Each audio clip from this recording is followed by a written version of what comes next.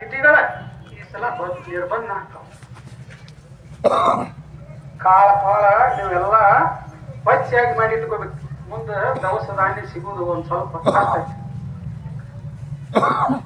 ಮತ್ತ ಮಳಿ ಕಂಡ ಮಂಡಲ ಐತಿ, ಅಗದಿ ಸಾಧಾರಣ ಐತಿ, ಎಲ್ಲಾ ದುಗಾರಿ ಐತಿ. ಯಾವ ಮಾರಬೇಕಾದ್ರೂ ಲೆಕ್ಕ ಹಾಕಿ ತಗೋಬೇಕು. ಎಲ್ಲಾ ಬಂಗಾರ ಬೆಳ್ಳಿ ನೀವೇನ್ ತಗೋಬೇಕಂತಾರಿಲ್ಲ ಅದೆಲ್ಲ ದುಬಾರಿ ಆಯ್ತು. ಕಾಳ ಕಡಿ ಮೊದಲು ಮಾಡಿ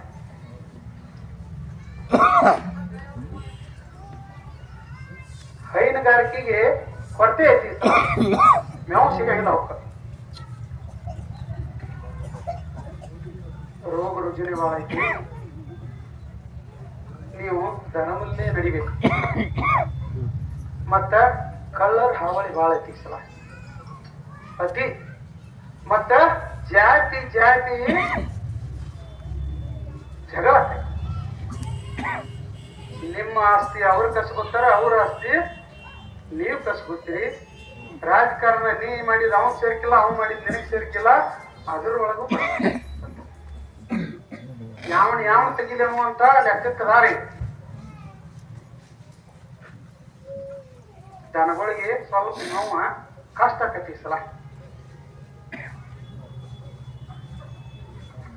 ದರಬದ್ಗೆ ಹೋಗ್ಬೇಕಪ್ಪ. ಶಿವನಾಮ ಸ್ಮರಣೆ ಯಾರು ಮಾಡ್ತೀರಿ ಅವ್ರು ಬದುಕ್ತೀರಿ. ಇರ್ತ ಅವಕಾಶ ಇಲ್ಲ. ಇನ್ನು ಬರಬಾರತ ಬೇರೆ ಬೇರೆನ ಬರ್ತೈತಿ. ಈ ವರ್ಷ ನೀವ ನೋಡಕ್ರೆ ಅತಿ ಅವಘಡ ಆಕತಿ. ಬೆಂಕಿ ಅವಘಡ.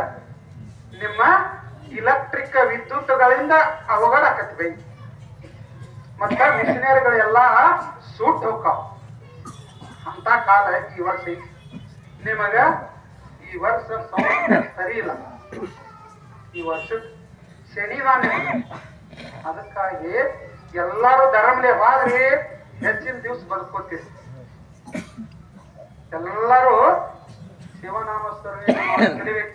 ಗುರುವಿನ ಹುದ್ದಕ್ಕೆ ಹೋಗ್ಬೇಕು. ನೀವು ಯಾರ ಕಡೆ ಹೋಗ್ರಿ, ಆದ್ರೆ ಗುರುವಿನ ಮಕ್ಕಳಾಗಿರ್ಬೇಕು. ಅಂದ್ರಣ ಶಿವ ಶಿವ ಅಂದ್ರಿ ಅಂದ್ರ ಅವ್ನು ನಿಮ್ಮನ್ನ ಕಾಪಾಡ್ತಾನೆ. ಅಂದ್ರಗತ್ತೆ ನಿರ್ಬಂಧನ ಐತ್ ನೋಡಿ. ಈಗ